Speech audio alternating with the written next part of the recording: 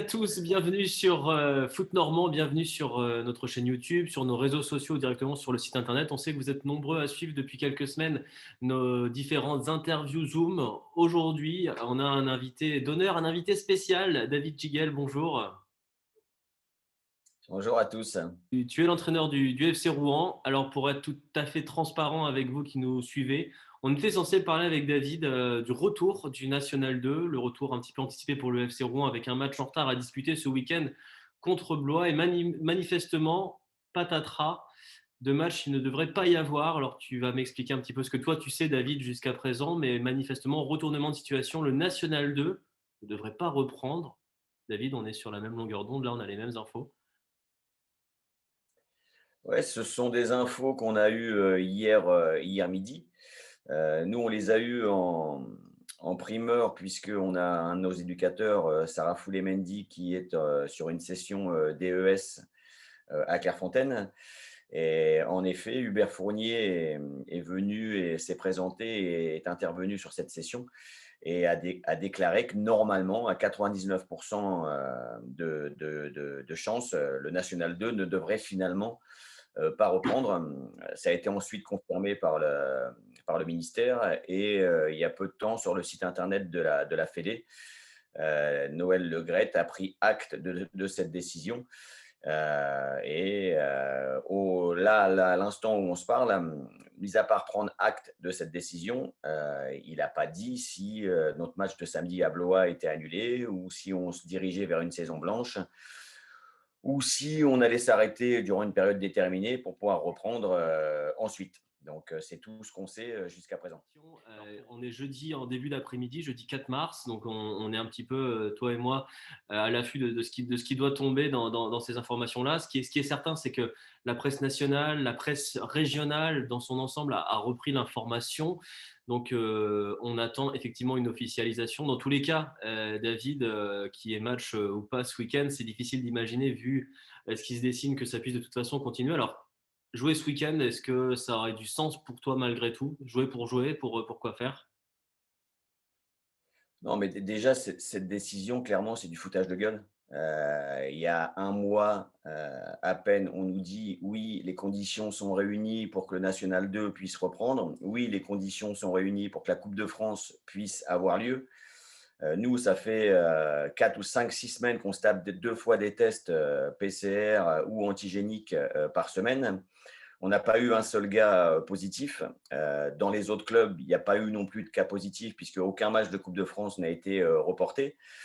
Donc, il y a un mois de cela, on nous dit oui, vous allez pouvoir reprendre le championnat. On se prépare, on planifie, on bosse parce que je répète que nos joueurs sont sous contrat, comme en National 1, comme en Ligue 2, comme en Ligue 1. Tous nos joueurs sont sous contrat, tout notre staff technique est sous contrat. Donc pendant un mois, on bosse comme des tarés pour pouvoir être prêt le jour J, parce que ça faisait très longtemps qu'on attendait pour reprendre la compétition et notamment le championnat. Et puis un mois après, à J-3, tu apprends, même pas par l'organisme qui gère ton championnat. Tu apprends par la bouche des médias Internet que finalement, ton match n'aurait peut-être pas lieu. Euh, c'est c'est, euh, c'est un cruel manque de respect pour les gens, pour le foot amateur en général, pour les gens qui bossent dans le foot amateur en général. Et franchement, au niveau de la cohérence, on a du mal à comprendre comment c'est possible. Euh, D'autant plus que moi, je regarde un peu ce qui se passe aussi dans les championnats voisins, dans les grands pays européens, puisque la France, normalement, devrait être un grand pays européen de sport. On en est loin, mais elle devrait. Et je me suis aperçu qu'en Angleterre, à notre niveau, ça jouait. En Italie, à notre niveau, ça jouait. En Espagne, à notre niveau, ça jouait. Au Portugal, à notre niveau, ça jouait. Donc, ça jouait et ça a continué de jouer pendant la période où nous, on était à l'arrêt complet. Donc, il faudra m'expliquer. Moi, je suis pas quelqu'un d'expert en organisation ou en Covid ou en quoi que ce soit. Je suis un simple technicien, mais il faudra m'expliquer comment on fait dans ces championnats européens-là pour que les mecs continuent à bosser, les mecs continuent à jouer, et les mecs continuent à prendre du plaisir sur le terrain et que nous, en France, on n'est pas capable de le faire. Ouais, compliqué de se situer. Est-ce que tu as eu l'occasion, depuis que l'info est tombée, donc ça remonte à moins de 24 heures maintenant, de t'entretenir déjà avec ton groupe? Est-ce qu'il y a une séance qui est venue s'intercaler? Est-ce que tu as eu tes dirigeants? Est-ce que vous avez eu des discussions au sein du club pour peut-être vous organiser? On n'a pas encore eu le temps. Et puis en plus, la problématique, encore une fois, c'est que la fédération ne parle pas. Mis à part dire oui, on a compris ce que dit le ministère. On ne sait pas encore aujourd'hui, le match de Blois aujourd'hui, il n'est pas encore annulé. On ne sait pas si ça va être saison blanche. On ne sait pas si on va nous dire vous reprenez dans un mois peut-être pour finir le championnat. Donc, j'ose imaginer quand même que le gouvernement et la fédération, enfin le ministère des Sports et la fédération sont très souvent en communication. Et je pense qu'ils n'ont pas dû l'apprendre au dernier moment, hier soir à minuit, que peut-être que finalement on n'allait pas jouer. Donc, encore une fois, comme durant toute cette crise, on n'est jamais consulté, il n'y a pas de communication. Et là encore, ça le prouve, puisque au jour d'aujourd'hui, nous, on doit préparer un match à Blois. Donc, il y a un bus à prendre, il y a de la bouffe pour les mecs parce qu'on doit manger ensemble. Et c'est une organisation. Donc, on n'est pas considéré dans l'ensemble. Et c'est ce qui me chagrine le plus. Alors oui, je reconnais le caractère un petit peu compliqué de l'exercice, mais c'est vrai que nous aussi, médias, on s'était organisés pour présenter ce National 2 qui va revenir. On s'était déjà calé, toi et moi, David, pour présenter ce match de Blois. Donc on prend les nouvelles comme elles viennent, on est obligé de s'adapter. Et justement, s'adapter, je vais te poser deux questions qui peuvent être un peu compliquées. Je sais combien on en a déjà discuté ensemble. Le National 2, qu'est-ce qui peut advenir de lui si jamais on a une coupure effectivement encore d'un mois et que c'est repoussé à mi-avril? Est-ce que reprendre c'est possible? Est-ce que finir sur une simple phase aller en imaginant jouer en mai-juin c'est possible? Est-ce que tu penses avoir la capacité de tenir la motivation de ton groupe encore ad aeternam comme ça sur des périodes qui vont s'allonger? Comment tu vois les choses là si jamais tout se confirme et qu'effectivement le National 2 saute pour encore au moins un mois?